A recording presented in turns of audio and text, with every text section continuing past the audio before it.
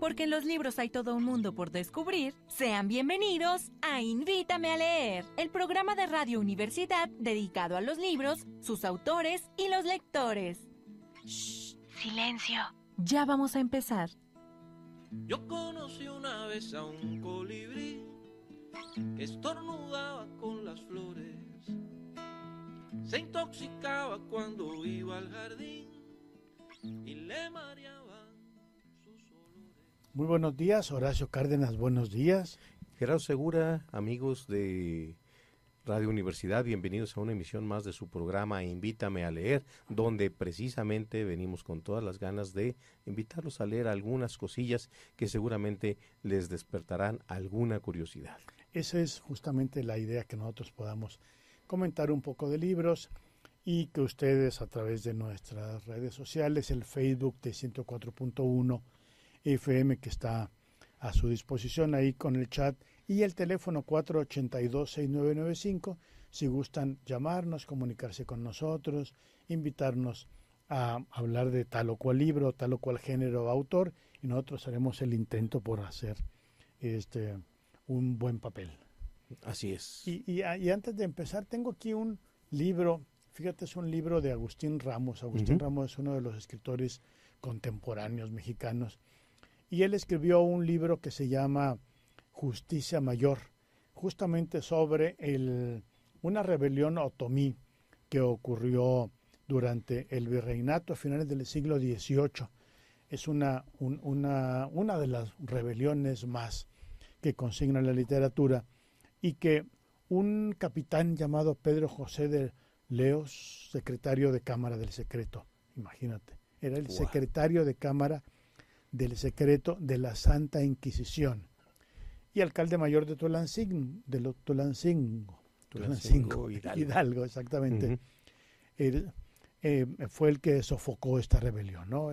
La novela se llama Justicia Mayor porque así se le conocía a Pedro José de Leos, y Justicia Mayor es uno de los títulos, de los cargos públicos del Cabildo Novohispano, como sabemos, y que es quien se encargaba era como el jefe de la policía en la Nueva España, mientras que en España propiamente el Justicia Mayor era el delegado de un puesto muy honorable, que era el alférez mayor. El alférez mayor era el jefe de los ejércitos del rey y tenía a un delegado que era el jefe específicamente de la policía. Sabemos que policía es ahora sustantivo, pero originalmente policía quiere decir orden. Y entonces aquí en el Archivo Municipal de Saltillo, por ejemplo, en el Archivo General del Estado, encontramos una infinidad de documentos en el que se dice que el Cabildo ordenó meter a policía a fulanas personas que escandalizaban o a tales personas que se robaban el agua, es decir, meter al orden. Y bueno, en consecuencia se le llamó a las personas que ejecutaban la orden de meter al orden, así es, de meter a policía, se les llamó policías, ¿no? Y el Justicia Mayor era el jefe de los policías, era el que ejecutaba las órdenes del Cabildo. Algunos lo hacían, pues, de buen modo, digamos, ¿no? Igual que ahorita. Y haz de cuenta. Y otros lo hacían de una manera terrible y sanguinaria. Es justamente el caso que narra esta novela, en el que el capitán Pedro José de Leos era el Justicia Mayor, y que por sobre ser el nombre de su cargo, la gente lo llamó así de una manera irónica, porque él ejercía la justicia de un modo muy, muy, muy personal y sanguinario. Digamos muy menor a lo que era la expectativa, tanto de quienes tuvieron a bien o a mal nombrarlo, como la expectativa de los gobernados, porque finalmente se trate de una monarquía por interpósita persona, como durante la colonia, o de una democracia, el pueblo tiene una expectativa de lo que deben ser sus gobernantes, o se viene lo obvio, una rebelión, una revolución, una guerra civil. O fíjate, me encontré un artículo periodístico que hablaba de un concepto que no había yo escuchado hasta el momento.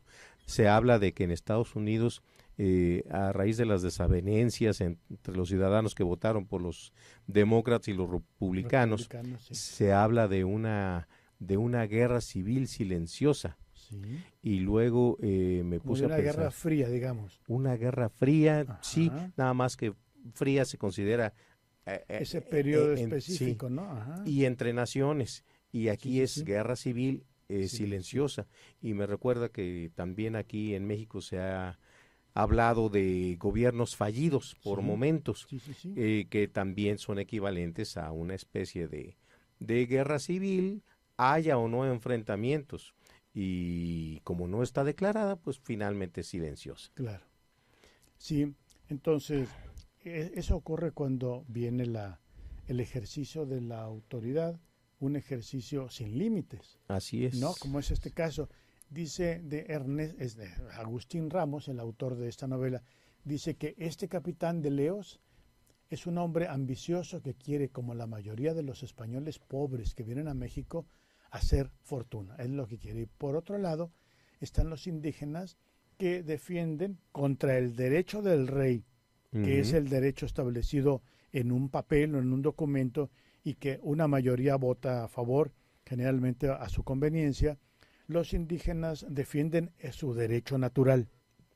Y es un derecho natural que tienen sobre las aguas y las tierras, que por otra parte es un uso respetuoso de las aguas y las tierras, porque lo emplean para su alimentación y para la alimentación de la colectividad. Sí. No más, mientras que los españoles aprovechan los recursos para hacer una acumulación, que como sabemos es la base de la riqueza. Y los indígenas aprovechan los recursos pues para lo que lo fueron durante 30,000 años que permanecieron en activo las tribus de cazadores-recolectores, ¿no? Vas por un jabalí, lo cazas, lo traes a la tribu, se lo comen y hasta que vuelvan a sentir hambre van por otro jabalí. Así es, y entre tanto aprovechan desde los huesos, la piel, las vísceras, todo lo que sea posible, porque pues, la cercanía con la naturaleza es lo que le permite a los primeros pobladores y a los todavía quienes viven con cierto apego a la naturaleza, ese intercambio en condiciones de pertenencia, llamémosle así. Pertenecemos a la naturaleza y así deberíamos tratarla con el debido respeto y no caer en el lugar común de debido respeto. Este sí es en serio. Imaginémonos a estos primeros pobladores de cazadores-recolectores que hacían justamente eso.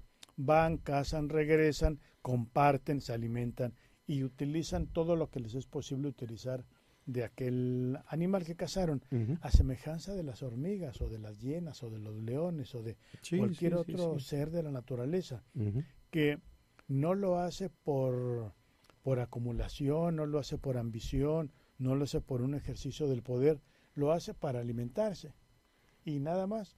Vemos como cuando un león, digamos, caza a una cebra, se come ciertas partes de la cebra hasta que se sacia, y atrás de él vienen las hienas, y atrás de él los buitres, y atrás de él los roedores, y después llegan los insectos, y terminan las bacterias.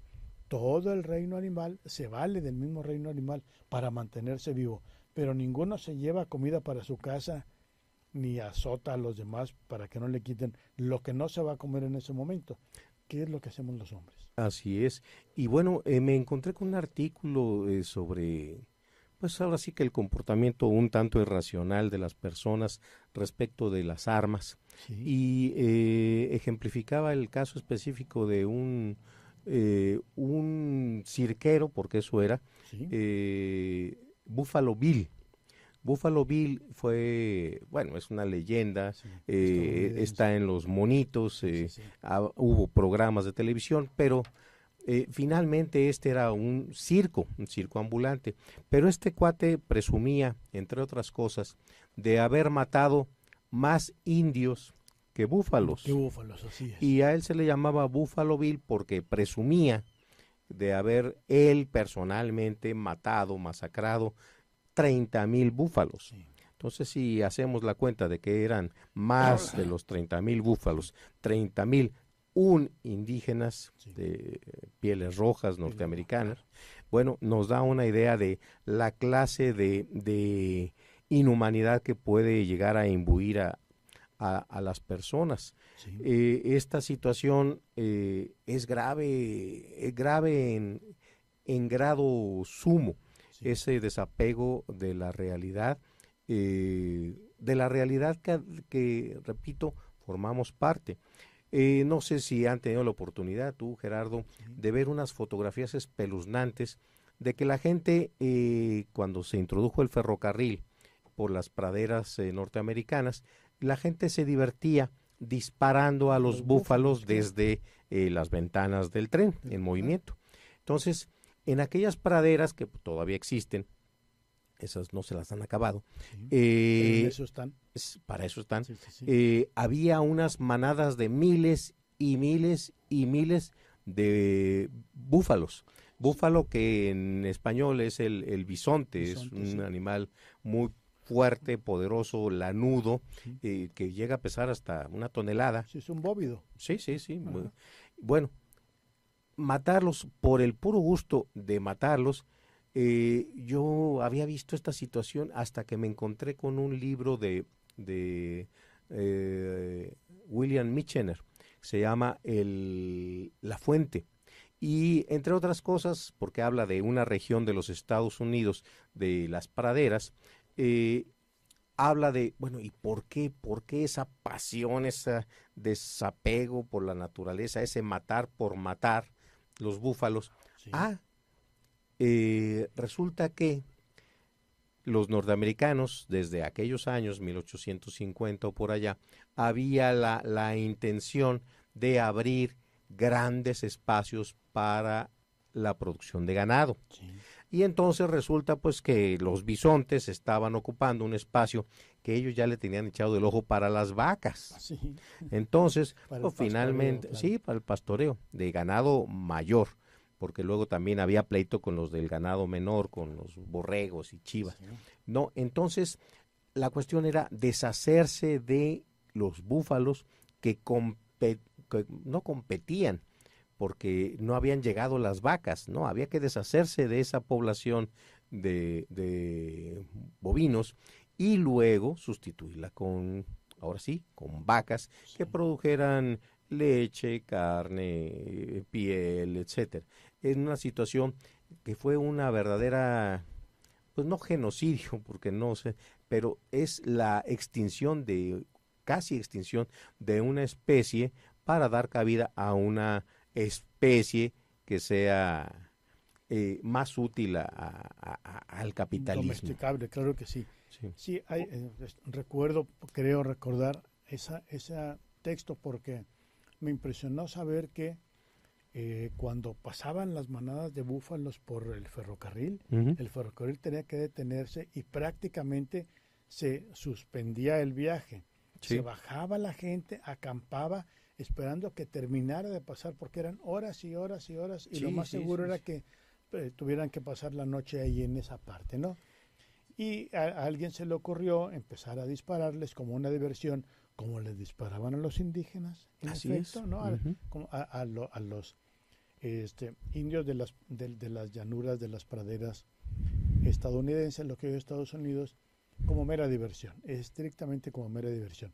Y hay otro ejemplo también de esta depredación a la hora que entra el ferrocarril, y que bien dices tú, Horacio, el ferrocarril llevó a la gente para que matara a los búfalos por pura diversión, y que el propio gobierno de Estados Unidos echó a andar un programa a mediados de este siglo para declarar zonas de reserva ciertas áreas para que los búfalos volvieran a ocupar, ¿no? sus espacios. La conciencia ecológica, luego de que se lo acabaron. Sí. Y lo mismo ocurre con los lobos. Con el lobo blanco, el lobo gris, el lobo plateado, el lobo mexicano, el oso, el zorro. Y que son estos tres animales que mencionas, los enemigos del ganado menor, que los ganaderos del ganado menor, ovejas y chivas, ¿no? Cabras, Estos sí reditúan una cierta lana para allá los campesinos o agricultores o ganaderos estadounidenses. Entonces, si viene un lobo y se come a una chiva, pues hay que matar al lobo. Y el razonamiento es invertido. Viene un lobo a matar a una chiva que se metió a su territorio de caza. Sí. Pues, el ganadero se instala en lo que es el territorio natural del lobo. Sí. Exactamente lo mismo. El ganadero va y se instala en lo que es el territorio natural del otomí o del sioux o del comanche o de los lipanes, lo que tú gustes. Así es una apropiación nada cultural, una apropiación violenta de los espacios, cuando realmente no se tiene una necesidad de las satisfacciones individuales de la persona. Lo que comentabas de este libro de Agustín Ramos, el personaje era uno ambicioso que quería ser rico, extremadamente rico en comparación como lo era en ese instante y como lo había sido su familia y su propia infancia. Es el deseo de acumulación. Cuando uno piensa que durante milenios los pieles rojas, por llamarles así, genéricamente, ellos mataban un bisonte, se comían el bisonte, la piel la utilizaban para vestido y para armar las tiendas que usaban cuando se desplazaban, porque eran nómadas, arrastrándolas, porque ni siquiera contaban con caballos todavía. Entonces, bueno, el bisonte era un animal comestible. Bueno, ¿cuál era entonces la lógica te podías comer un bistec de bisonte? ¿Cuál es la lógica de acabar con ellos para meter ganado Hereford y comerte un Angus o un Hereford o un... No tiene mucho sentido, como no sea que lo veamos desde el punto de vista capitalista, de que aún en las especies domesticadas hay competencia. Si me rinde más, pues meto esa y desecho la otra. Y a veces desechar las especies, sobre todo de gallinas, gansos y ciertos ganados mayor y menor, se llegan a extinguir las especies, porque si ya no nos conviene tener el ganado pues nadie lo tiene, tú no lo tienes, yo no lo tengo, se extingue. Se extingue, claro.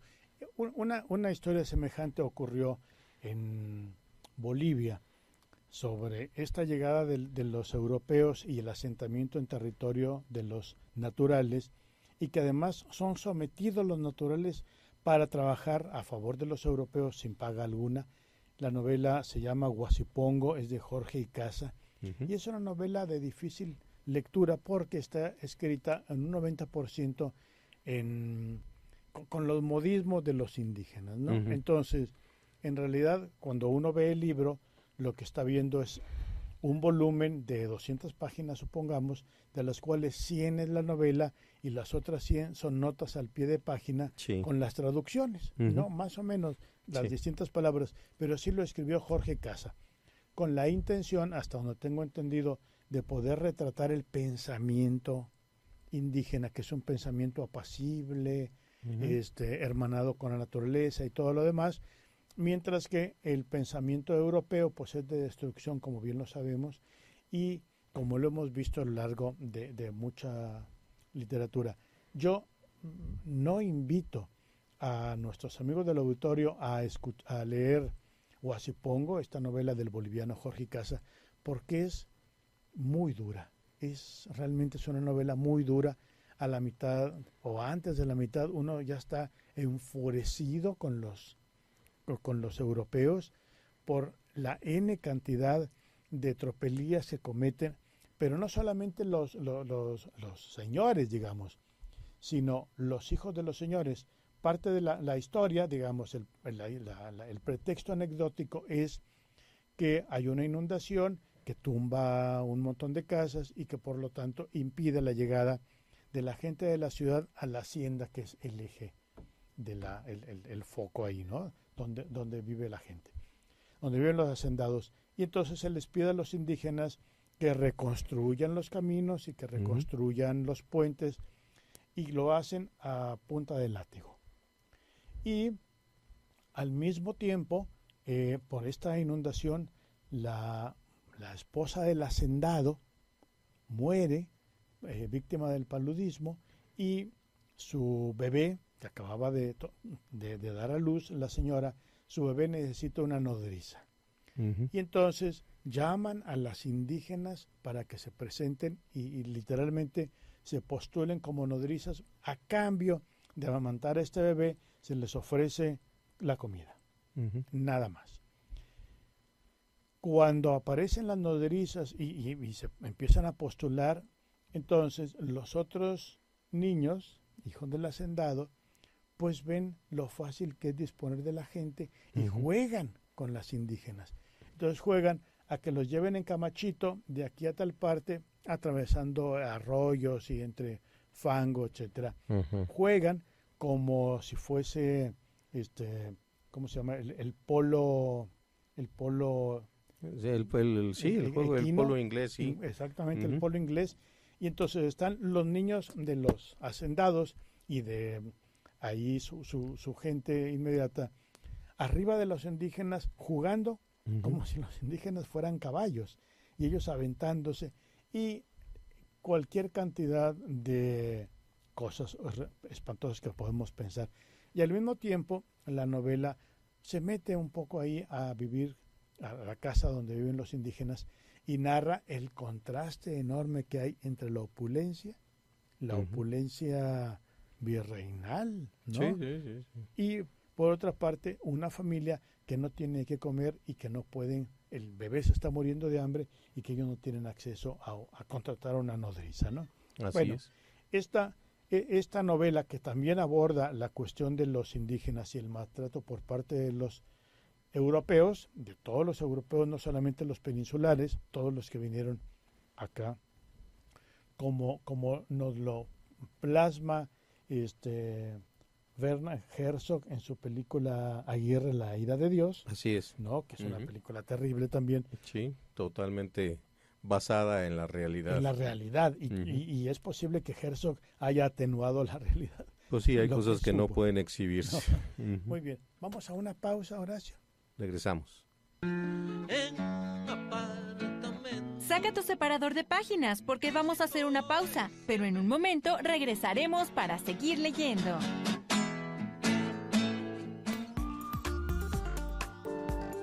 Sistema Universitario de Radio de la Universidad Autónoma de Coahuila, en el bien fincamos el saber, transmitiendo en Saltillo a través de XHUACS 104.1 MHz de frecuencia modulada. La cultura universitaria en el cuadrante.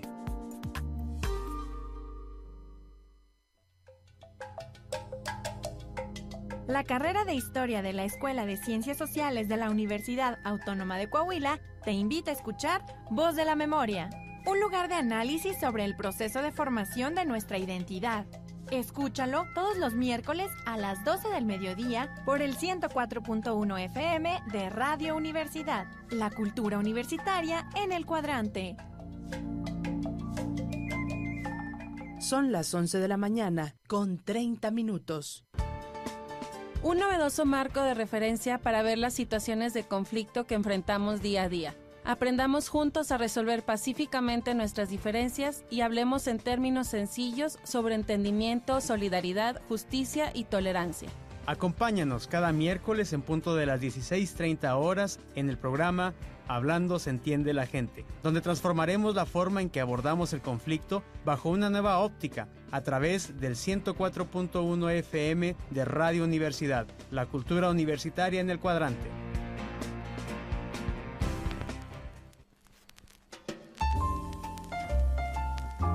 El Sistema Universitario de Radio trae para ti el Club de Jazz. El Club de Jazz. Sintonízanos los lunes y miércoles en punto de las 8 de la noche.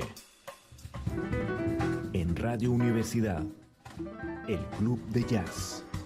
104.1 FM. Audioactiva tus ideas.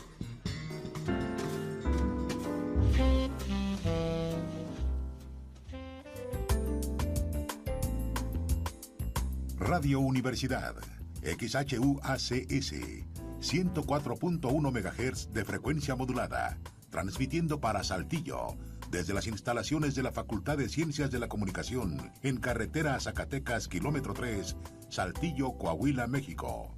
Teléfono 482-6995. Emisora del Sistema Universitario de Radio de la Universidad Autónoma de Coahuila.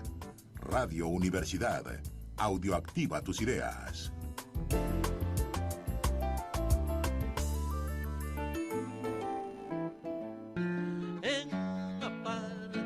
Ya estamos de regreso. Abre tu libro para seguir leyendo.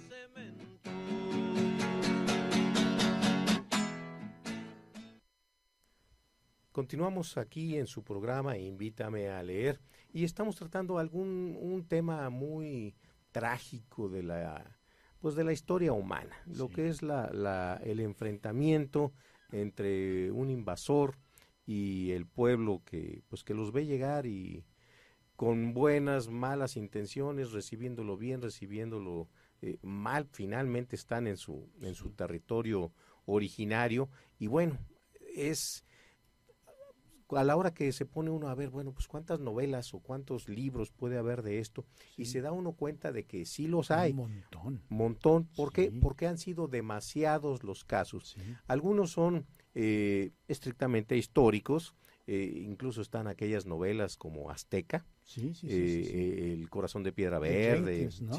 sí, son novelas muy digeribles, bastante bien narradas, en cuanto uno se identifica con lo que es ya sea lo que le convenga a uno intelectualmente, la posición del pueblo invadido o la del conquistador. Están las dos posibilidades. Y otros son más de orden estrictamente histórico. Recuerdo la novela Tomochic de Heriberto Frías, que narra un hecho, un caso del cual en general la mayoría no tendríamos conocimiento, de no ser porque hay una novela al respecto, construida a partir de los partes de novedades del ejército. Resulta que una determinada tribu, un pueblo en la sierra de Chihuahua, de repente ya está harto del tratamiento que se le da, del maltrato, y ataca un cuartel militar en una acción que es desesperada, ingenua, porque los indígenas no estaban armados, no estaban pertrechados. Los militares, sin ser un fuerte, sin ser un cuartel en gran escala, pues sí estaban suficientemente preparados como para repeler una agresión, y ahí está el hecho. Hubiera pasado totalmente desapercibido este asunto, de no ser porque alguien retoma el hecho para ejemplificar el grado de descontento que hay en los pueblos nativos respecto a la manera en que el gobierno, la sociedad mexicana los trata en un sitio tan remoto como es la Sierra de Chihuahua. Estamos hablando de finales del Porfiriato, ¿no? Así es. De finales del siglo XIX en pleno Porfiriato. Así es, final del siglo XIX. Si ahorita lo que se llega a saber de la población de los tarahumaras es casi de con ese tratamiento de las noticias para causar emociones, donaciones y cosas así, pero remontémonos a aquellos años en los que las comunicaciones eran muy limitadas, los caminos estaban en muy mal estado, si es que puede decirse que había caminos, y había un cuartel allí en esa zona. Bueno, ese cuartel fue objeto de un asalto modesto, pues como puede ser esta clase de cosas, contra una tropa regular acostumbrada a las dificultades del terreno y a las exigencias de la vida militar. Bueno, pues dieron cuenta de los indígenas y allí queda en un pestañazo. Así es, queda para la historia porque ocurrió esto. Y bueno, pues es una de tantas y tantas novelas al respecto, ¿no? Sí, como la novela, en el mismo tenor, la novela Península, de, ahorita me acuerdo, es Hernán Larrazábal, que lo publicó Mortiz, creo, no lo publicó Random House Mondadori, y es, o Alfaguara, ahorita lo checo, y es justamente la historia de la rebelión de la guerra de castas de Yucatán, ¿no? Y uno se pregunta, ¿a qué se refiere con lo de la guerra de castas? Porque en Yucatán, como en buena parte del Caribe y la parte que nos corresponde a México, la presencia de los negros, y los negros fueron tan maltratados en Mérida como lo fueron en Saltillo, en Veracruz, en todas partes, ¿no? Sí. Los negros, como el último escalón de la humanidad, siempre han sido maltratados. Y sabemos de esta presencia de los negros en Yucatán, y después de haberse sofocado pues ahí los intentos, porque ni siquiera alcanzó el grado de rebelión, de haber sofocado los intentos de rebelión sobre la raza negra y cómo los trataban, que verdaderamente es muy triste, aparece la rebelión de los mayas. Pero los mayas no se rebelan porque quieren ser los jefes, se rebelan por la misma razón que se rebelaron los tarahumaras de Temochic, esto que estás señalando, esta novela de Heriberto Frías que bien señalas, Horacio, es los hacendados enequeneros europeos o criollos asentados en la península de Yucatán le daban un trato inhumano a los mayas, de tal manera que ellos no querían tomar el poder, lo que querían es que los dejaran en paz. Y uno, a la hora de que uno lee esto y lee la novela esta de Península a Península y dices, qué caray, pues sí, pues está muy gacho, ¿no? Que los traten así. Cómo son feos los criollos. Pero la hora que uno va a Mérida y da un paseo por el llamado Paseo Montejo y ve las residencias. Sí, los palacios. Los palacios, porque son literalmente palacios. Los palacios de los hacendados enequeneros que tenían ahí a su familia, a semejanza de como tenían los ganaderos de Chihuahua o los agricultores de Sonora a sus familias en la Ciudad de México, en la Colonia Roma y en la Colonia Condesa del Porfiriato. Sí. Bien, los agricultores enequeneros de Yucatán tenían asentadas sus familias en el Paseo Montejo de Mérida. Aparte, ellos vivían allá en sus haciendas, ¿no? Allá metidos en el campo, ¿no? Estas casas, eran verdaderos palacios. Uno puede ver que yo lo vi y hasta entonces entendí la guerra de castas. Una casa que es más grande que nuestro Palacio de Gobierno aquí, aquí del centro de la ciudad, en el que vivía una familia conformada por 5 personas. Así es. Imaginémonos que en un edificio del tamaño de nuestro Palacio de Gobierno vive una familia de 5 personas y uno se pregunta, ¿para qué tan grande? Para poder alojar a toda la sala de piano, la sala de visitas, la sala de té, la habitación de la señora. El costurero. La biblioteca. También tenía biblioteca. Biblioteca, sí. Y además un ejército, literalmente un ejército de servidores. Así servidores es. Poco menos que esclavos. Y se le llama criados a la servidumbre porque son aquellas personas que son traídos de sus pueblos siendo muy pequeños y son criados como servidores, como servidores al interior de la casa patronal, digamos. Y en Mérida hay una característica que sirve para explicar esta cuestión de la guerra de castas. Hay 3 puertas en Mérida que en tiempos de los enequeneros daban la entrada con un enorme portón para los carros que entraban a surtir la ciudad con víveres, legumbres, frutas, carne, todo esto, ¿no? Además de que en las propias casas, como era antes, había que las gallinas y que el conejito y que bueno. Pero como para surtir a la ciudad había estos grandes carromatos. Y a la altura de lo que hoy son las banquetas, había pequeños arcos que levantaban 1,20 m. Las personas, los mayas, solamente podían entrar a la ciudad cuando medían menos de 1,20 centímetros, es decir, niños y adolescentes. Los adultos no podían entrar porque eran agentes de riesgo. Cuando entraban a trabajar estos niños y adolescentes y niñas, entraban a trabajar con las familias y se quedaban ahí durante algún tiempo y decidían regresar a su casa, pero ya habían rebasado el 1,20, estaban obligados a permanecer por el resto de su vida como parte de la servidumbre de tal o cual casa. Por eso se les llama criados, porque fueron criados literalmente ahí en calidad de esclavos. Así es, Cuando no uno, le busquemos más. Sí, son esclavos.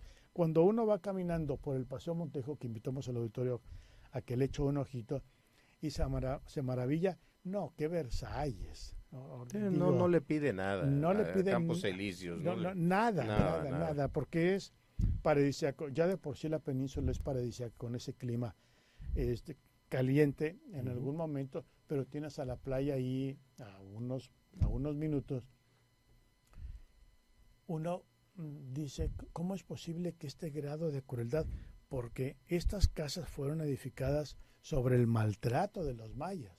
Sí, digamos, como siempre, hay recursos, hay dinero, había ganancias para todos, pero el eterno problema de la repartición de la utilidad, para no hablar de la repartición de la riqueza, porque la riqueza no se reparte algo de la utilidad. Claro que había para mejorar las condiciones y como siempre luego ya en este siglo el gobierno mete la mano y crea una empresa paraestatal, Cordemex, y Cordemex tampoco resuelve el problema del Enequén y finalmente al Enequén se le lo llevó el payaso con la introducción de las cuerdas de nylon. El destino es cruel, ¿sí? Hay otra novela no muy alejada de la región y del contexto, que es La rebelión de los colgados, de Traven. Aquí no habla del Enequén, habla de los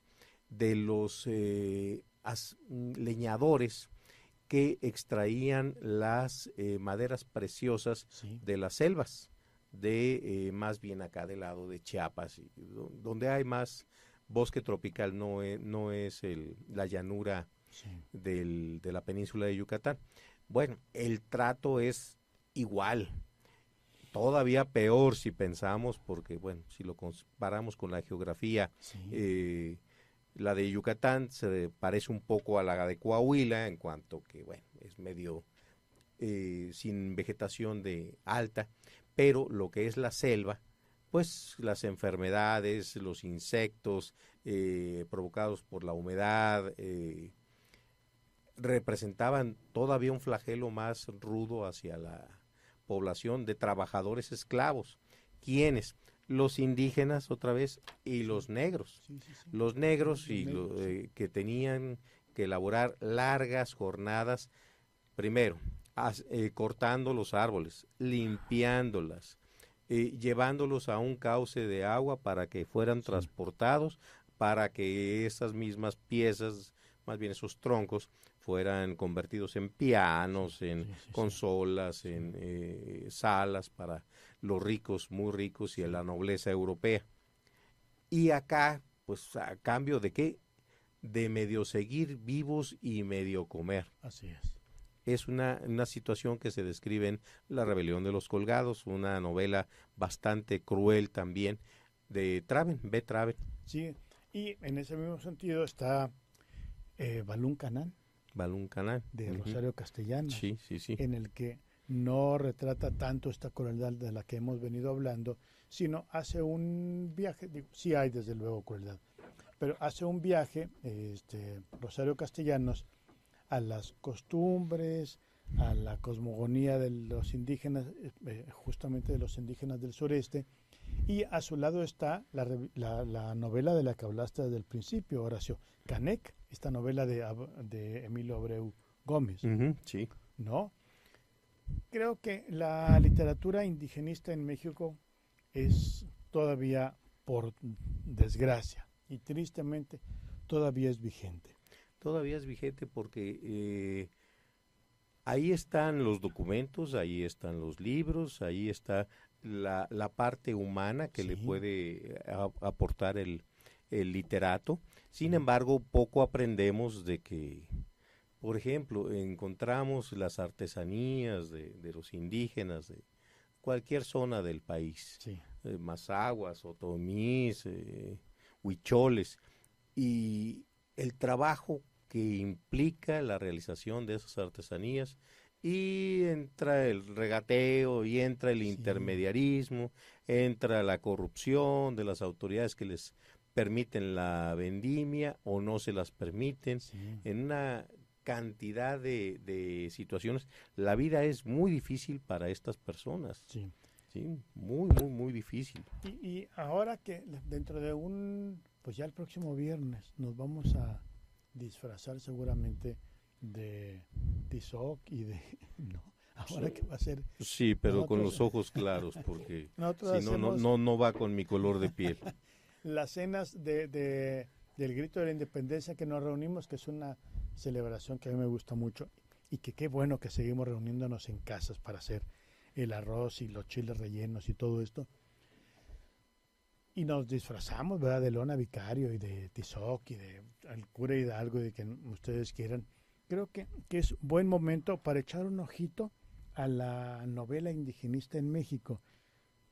Este libro que estamos ofreciendo a nuestros amigos Justicia Mayor, de Agustín Ramos, quien se comunique al 482-995, se lo estamos ofreciendo justamente para echar un ojito de lo que hemos sido nosotros en México. Y creo que conviene ahora. Podemos acercarnos a la literatura indigenista en México o a cualquier otra literatura. Miguel Ángel Asturias, por ejemplo, cultivó, cultivó este género y lo hizo, ¿cómo se llama? El argentino Don Segundo Sombra, ¿no? Con las novelas, ¿cómo se llama Ahí sí me falló. Hay otro autor que a mí me gusta mucho y también trata el asunto, pero con una perspectiva muy... Rómulo Gallegos. Con su novela Canaima, la más conocida de él, habla de una tribu del Amazonas, la parte que le toca muy allá en la sierra boliviana, por allá, la explotación otra vez del caucho.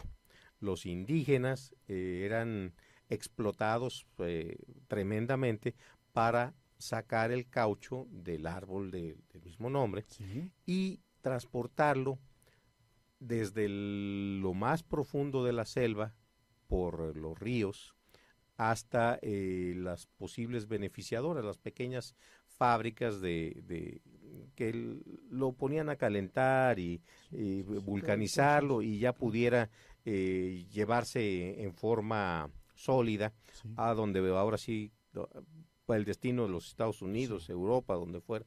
Pero la relación entre los indios, los indígenas, y el indígena tenía una relación muy especial con el árbol del caucho y con la selva en general.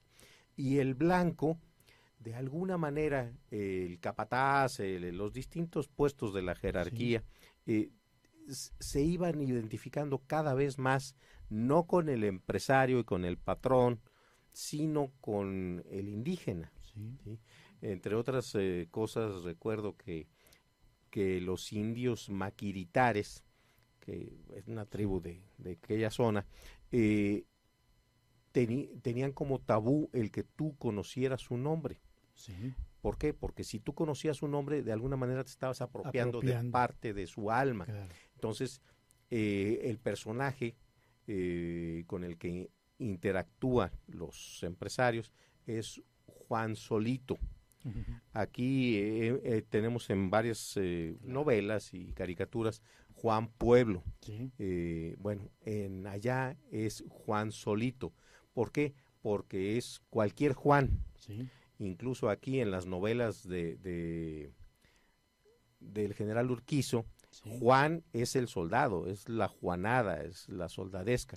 Allá es Juan el indígena, el indio, y Solito porque la vida lo ha obligado a andar solo. Sí. Porque en el momento en que 2 o 3 indígenas comienzan a reunirse, comienzan a ser vistos, como lo comentabas tú respecto de Canek, como una amenaza. Sí. Entonces, para que no ocurra eso, el indio tiene que andar solito. Y tiene razón con lo de Juan. Viene a mi memoria de inmediato Juan Pérez Jolote. Que el libro que no es una novela, que es un ensayo biográfico sobre una persona que se llama así, tal cual Juan Pérez Jolote, un indígena tzotzil. Es un es un ensayo, exacto, es un ensayo antropológico de Ricardo Posas. Y este libro sí, la verdad es que es un libro iluminador, porque Ricardo Posas nos mete a los entresijos de la cultura tzotzil, tal cual. Y hay una escena que la conservo desde no sé cuántos años que leí este libro, en el que llega el novio, un varón, a pedir la mano de la hija. La hija desconoce que está siendo pedida. ¿No? Llega el novio a pedir la mano de la jovencita acompañado del papá, de su papá, y entonces piden hablar con el papá de la jovencita, lo recibe y le explica: queremos la mano de fulanita porque pues ya mi hijo se quiere casar. Estoy hablando de 12 y 13 años, la edad que tenía Romeo y Julieta, en otro contexto. Totalmente. Y entonces el señor le pone precio a su hija, un precio que le pregunta así, básicamente, si ella trabaja, y el papá le dice: sí, mi hijo cultiva la milpa conmigo, que está en tal parte. ¿Qué me van a dar? Y le dan una garrafa de aguardiente y negocian la cantidad de chivas que le va a dar a cambio de la hija. Son 4 o 6 chivas y el señor pide una más y entonces dice que no porque la jovencito todavía no sabe echar tortillas, entonces bueno, quítele una chiva, pero si garantiza que va a tener familia, entonces le da una chiva más, tal cual. Sí. Eso ocurre, nosotros nos escandalizamos, nosotros educados por toda esta tradición judeocristiana nos escandalizamos, pero eso es. Y en este momento en Chiapas, hoy en la noche va a ocurrir una pedida de mano semejante a esta que estoy relatando y que consigna a Ricardo Posas en Juan Pérez Jolote. Creo que estamos en buen momento para echar un ojito a nuestra literatura indígena ahora que estamos a punto de gritar ¡Viva México! Así es, indudablemente. Y yo recomiendo las obras de Alejo Carpentier. ¿Sí? No recuerdo ahorita los títulos individuales, pero buena parte de su producción se orienta a la vida de los negros. Sí. De los negros que vinieron a sustituir a los indígenas, que o los mataron, o se murieron de las enfermedades, o se los llevaron a otras islas en calidad de esclavos.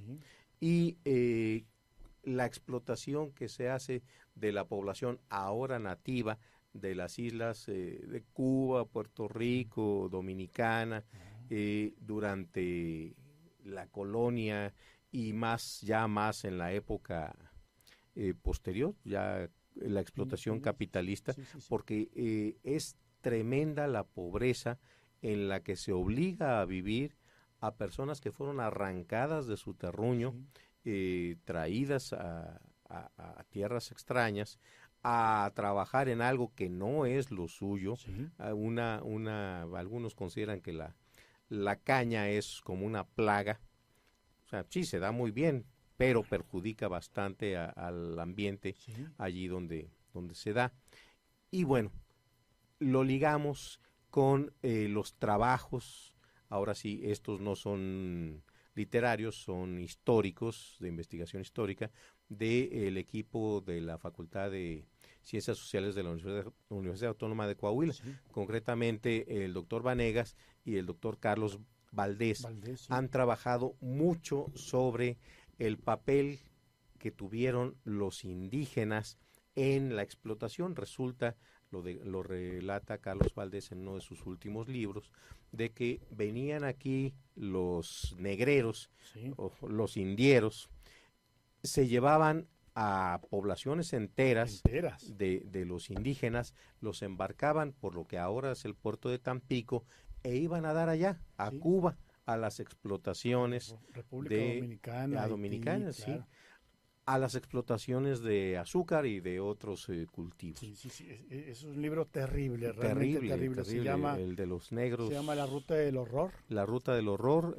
Hay otro, Los Negros en Coahuila. Sí, Carlos tiene el libro de esclavos negros en Saltillo. Sí, y tiene uno de sus más recientes, el de los grupos indígenas del río Nadadores, que curiosamente, o no tan curiosamente, trágicamente, hasta allá fueron a dar cuando todavía no existía ni siquiera el territorio de la Nueva Vizcaya. Hasta allá fueron a dar los negreros, se llevaron a los indígenas, que cuando llegaron finalmente los conquistadores, pues estas tierras estaban desoladas. Desoladas, claro. Y con los indígenas ya muy violentados, porque tenían una historia de trato con los negreros, entonces, ¿qué contacto podían querer tener con los que se habían llevado a sus padres y sus abuelos un par de generaciones antes? Claro. La más terrible de todas fue la flota Barlovento, según se consigna ahí en el libro de Carlos y del doctor Venegas.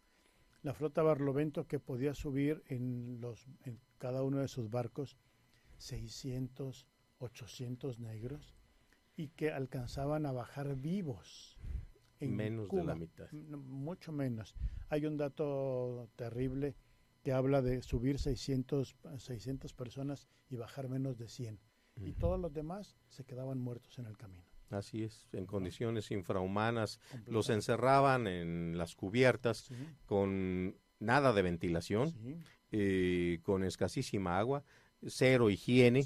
Entonces, el viaje además con el clima tan terrible del mar entre África y por la ruta del trópico, pues es tremendamente caliente. Y la de aquí, la del septentrión hacia el Caribe.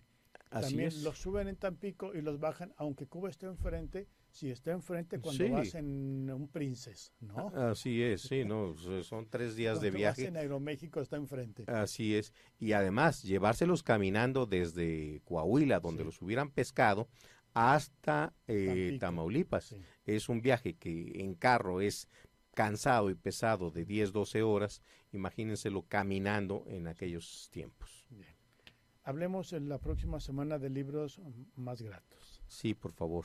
Agradecemos a leñadores que extraían las maderas preciosas de las selvas, más bien acá del lado de Chiapas, donde hay más bosque tropical, no es la llanura de la península de Yucatán.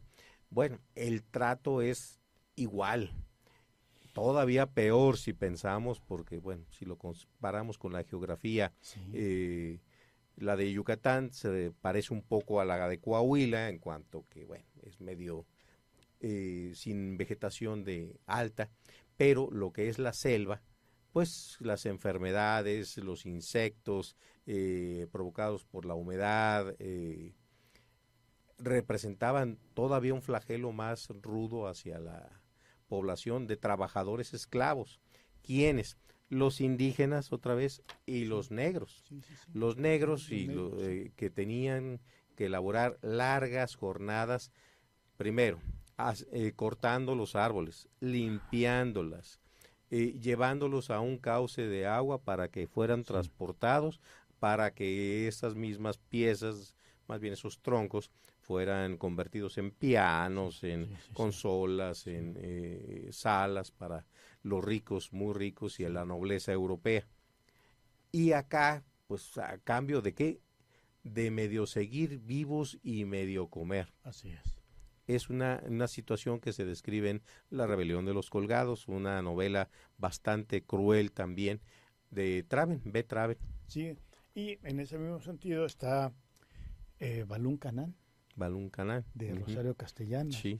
En el que no retrata tanto esta crueldad de la que hemos venido hablando, sino hace un viaje, sí hay desde luego crueldad, pero hace un viaje, Rosario Castellanos, a las costumbres, a la cosmogonía de los indígenas, justamente de los indígenas del sureste, y a su lado está la novela de la que hablaste desde el principio, Horacio, Canek, esta novela de Emilio Abreu Gómez. Sí. ¿No? Creo que la literatura indigenista en México es todavía, por desgracia y tristemente, todavía es vigente. Todavía es vigente porque ahí están los documentos, ahí están los libros, ahí está la parte humana que le puede aportar el literato.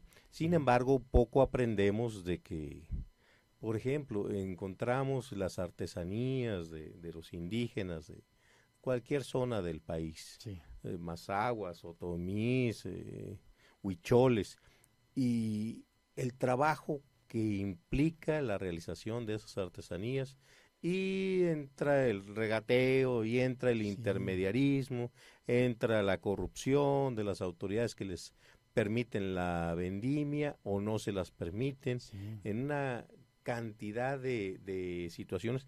La vida es muy difícil para estas personas. Sí, muy, muy, muy difícil.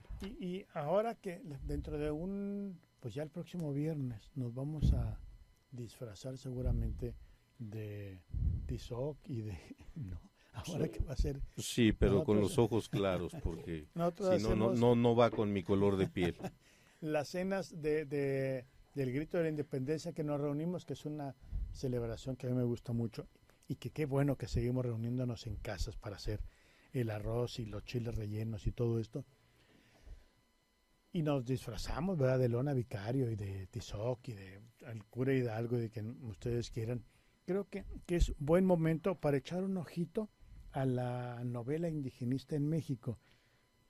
Este libro que estamos ofreciendo a nuestros amigos Justicia Mayor, de Agustín Ramos, quien se comunique al 482-995, se lo estamos ofreciendo justamente para echar un ojito de lo que hemos sido nosotros en México. Y creo que conviene ahora.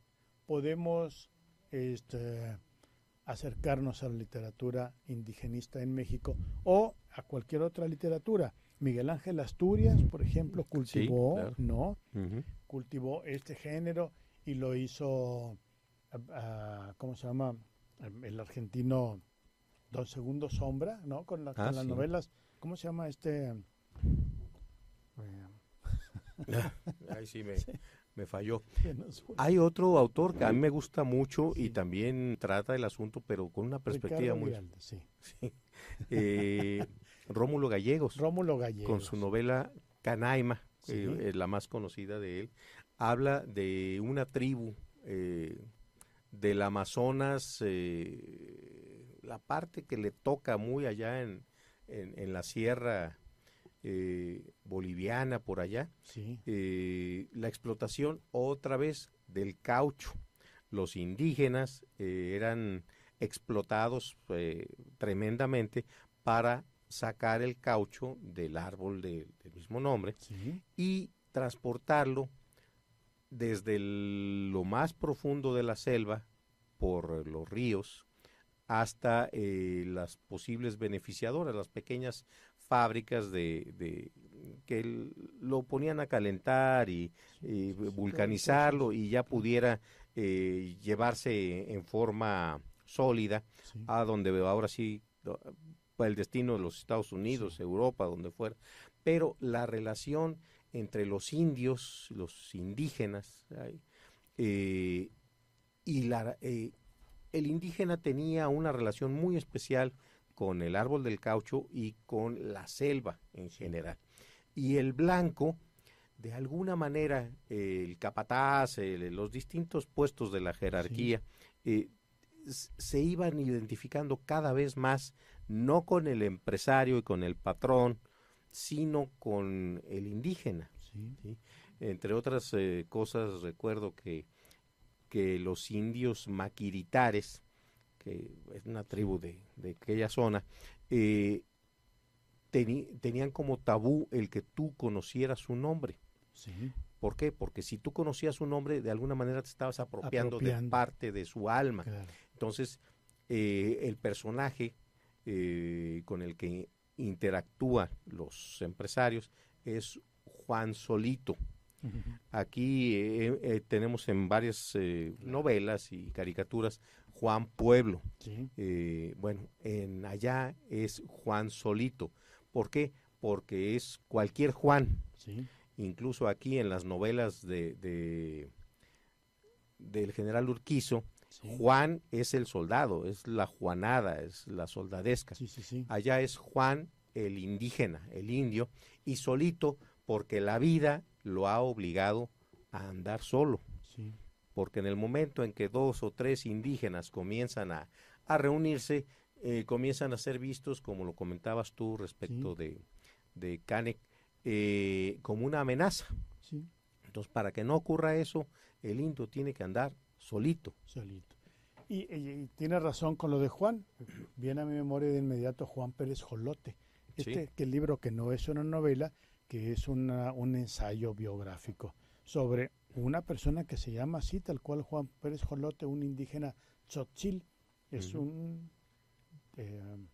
pues es un ensayo, exacto, es un ensayo antropológico de Ricardo Posas. Y hijo, este libro sí, la verdad es que es un libro iluminador, porque Ricardo Posas nos mete a los entresijos de la cultura tzotzil, tal cual. Y hay una escena que la conservo desde no sé cuántos años que leí este libro, en el que llega el novio, un varón, a pedir la mano de la hija. La hija desconoce que está siendo pedida, ¿no? Llega el novio a pedir la mano de la jovencita acompañado del papá, de su papá, y entonces piden hablar con el papá de la jovencita, lo recibe y le explica: queremos la mano de fulanita porque pues ya mi hijo se quiere casar. Estoy hablando de 12 y 13 años, la edad que tenía Romeo y Julieta, en otro contexto. Totalmente. Y entonces el señor le pone precio a su hija, un precio que le pregunta así, básicamente, si ella trabaja, y el papá le dice: sí, mi hijo cultiva la milpa conmigo, que está en tal parte. ¿Qué me van a dar? Y le dan una garrafa de aguardiente y negocian la cantidad de chivas que le va a dar a cambio de la hija. Son 4 o 6 chivas y el señor pide una más y entonces dice que no porque la jovencita todavía no sabe echar tortillas. Entonces, bueno, quítele una chiva, pero si garantiza que va a tener familia, entonces le da una chiva más, tal cual. Sí. Eso ocurre, nosotros nos escandalizamos, nosotros educados por toda esta tradición judeocristiana nos escandalizamos, pero eso es. Y en este momento en Chiapas, hoy en la noche va a ocurrir una pedida de mano semejante a esta que estoy relatando y que consigna a Ricardo Posas en Juan Pérez Jolote.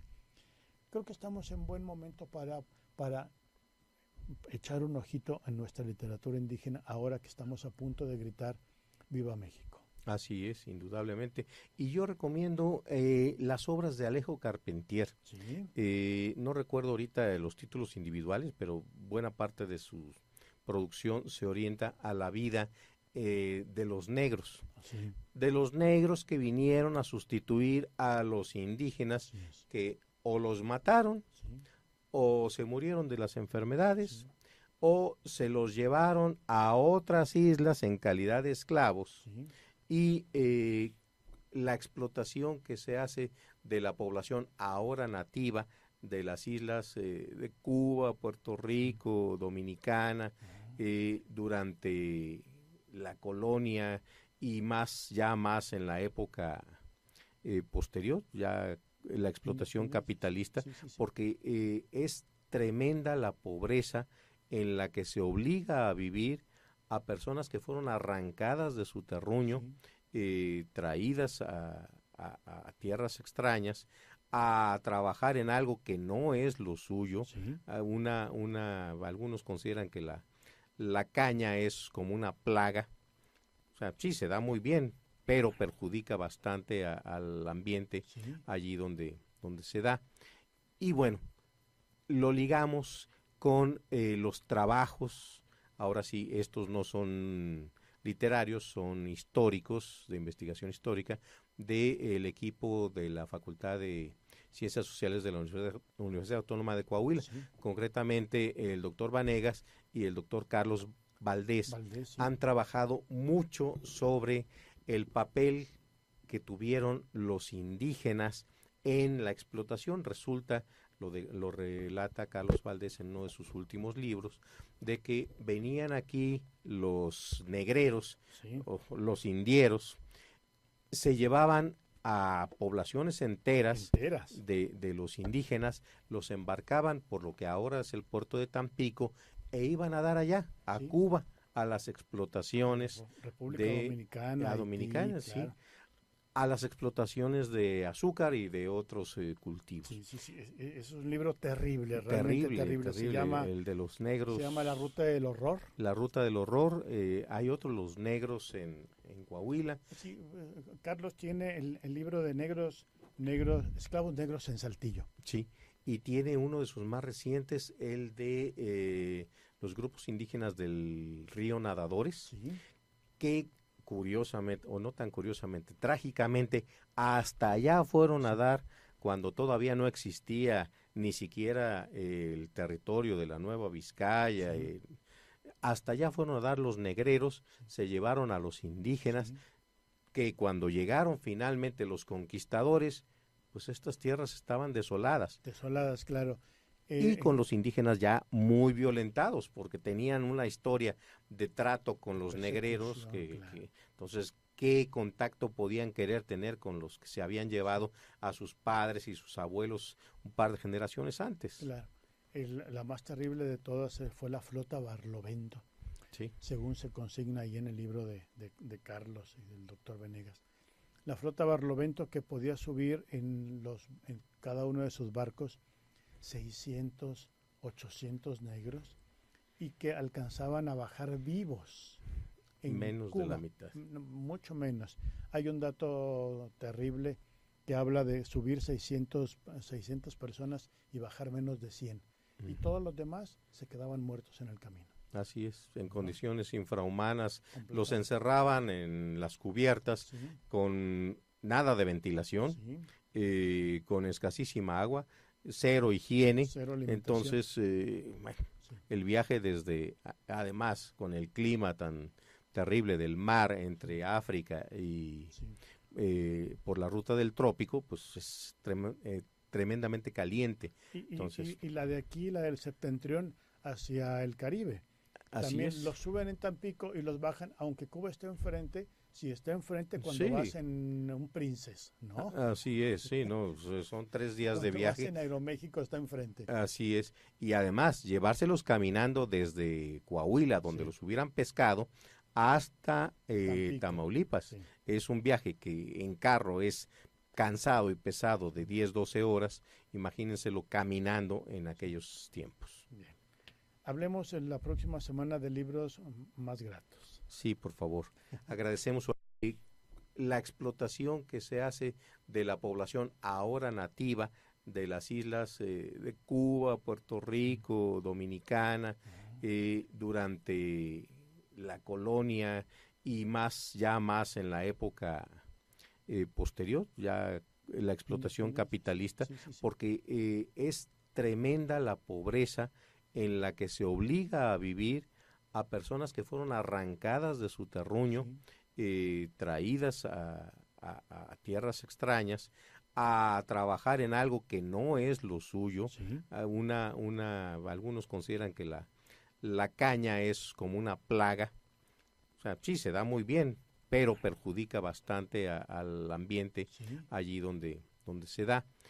Y bueno, lo ligamos con los trabajos, ahora sí, estos no son literarios, son históricos, de investigación histórica, del equipo de la Facultad de Ciencias Sociales de la Universidad Autónoma de Coahuila. Sí. Concretamente, el doctor Vanegas y el doctor Carlos Valdés sí. Han trabajado mucho sobre el papel que tuvieron los indígenas en la explotación. Resulta, lo relata Carlos Valdés en uno de sus últimos libros, de que venían aquí los negreros, Sí. o los indieros, se llevaban a poblaciones enteras. De los indígenas, los embarcaban por lo que ahora es el puerto de Tampico e iban a dar allá, a Sí. Cuba, a las explotaciones República de Dominicana, a Haití, Dominicana, sí, claro.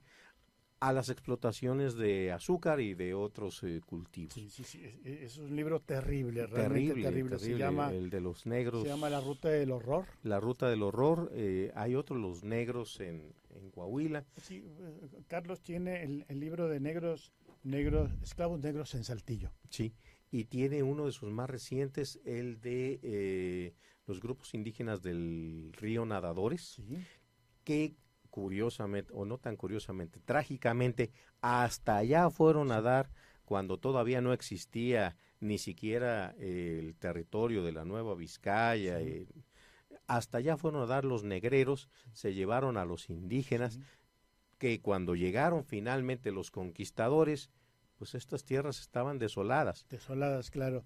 Y con los indígenas ya muy violentados, porque tenían una historia de trato con los negreros, claro. Entonces, ¿qué contacto podían querer tener con los que se habían llevado a sus padres y sus abuelos un par de generaciones antes? Claro.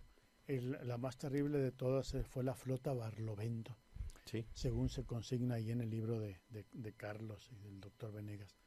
La flota Barlovento, que podía subir en cada uno de sus barcos 600, 800 negros, y que alcanzaban a bajar vivos en Menos Cuba. de la mitad. Mucho menos. Hay un dato terrible que habla de subir 600 personas y bajar menos de 100. Y todos los demás se quedaban muertos en el camino. Así es, en condiciones infrahumanas. Los encerraban en las cubiertas, Sí. con nada de ventilación, Sí. con escasísima agua, cero higiene. Cero alimentación. Entonces, el viaje además, con el clima tan terrible del mar entre África y por la ruta del trópico, pues es tremendamente caliente. Entonces, Y la de aquí, la del septentrión, hacia el Caribe. Así También es. los suben en Tampico y los bajan, aunque Cuba esté enfrente, si está enfrente cuando Sí. vas en un Princess, ¿no? Así es, sí, no, son 3 días de Cuando viaje. vas en Aeroméxico está enfrente. Así es, y además llevárselos caminando desde Coahuila, donde los hubieran pescado, hasta Tamaulipas. Sí. Es un viaje que en carro es cansado y pesado de 10, 12 horas, imagínenselo caminando en aquellos tiempos. Bien. Hablemos en la próxima semana de libros más gratos. Sí, por favor. Agradecemos su... En cada uno de sus barcos 600, 800 negros, y que alcanzaban a bajar vivos en Menos Cuba. de la mitad. Mucho menos. Hay un dato terrible que habla de subir 600 personas y bajar menos de 100. Y todos los demás se quedaban muertos en el camino. Así es, en condiciones infrahumanas. Los encerraban en las cubiertas, Sí. con nada de ventilación, Sí. con escasísima agua, cero higiene. Cero alimentación. Entonces, el viaje además, con el clima tan terrible del mar entre África y por la ruta del trópico, pues es tremendamente caliente. Entonces, Y la de aquí, la del septentrión, hacia el Caribe.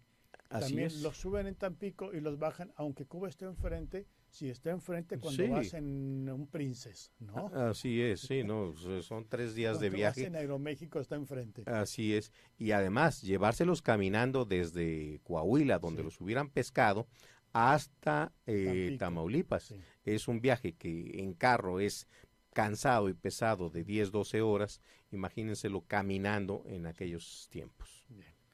Hablemos en la próxima semana de libros más gratos. Sí, por favor. Agradecemos sus días de Cuando vas viaje. en Aeroméxico está enfrente. Así es, y además llevárselos caminando desde Coahuila, donde los hubieran pescado, hasta Tamaulipas. Sí. Es un viaje que en carro es cansado y pesado de 10, 12 horas, imagínenselo caminando en aquellos tiempos. Bien. Hablemos en la próxima semana de libros más gratos. Sí, por favor. Agradecemos su caminando en aquellos tiempos. Bien. Hablemos en la próxima semana de libros más gratos. Sí, por favor. Agradecemos su... Sí, por favor. Agradecemos su...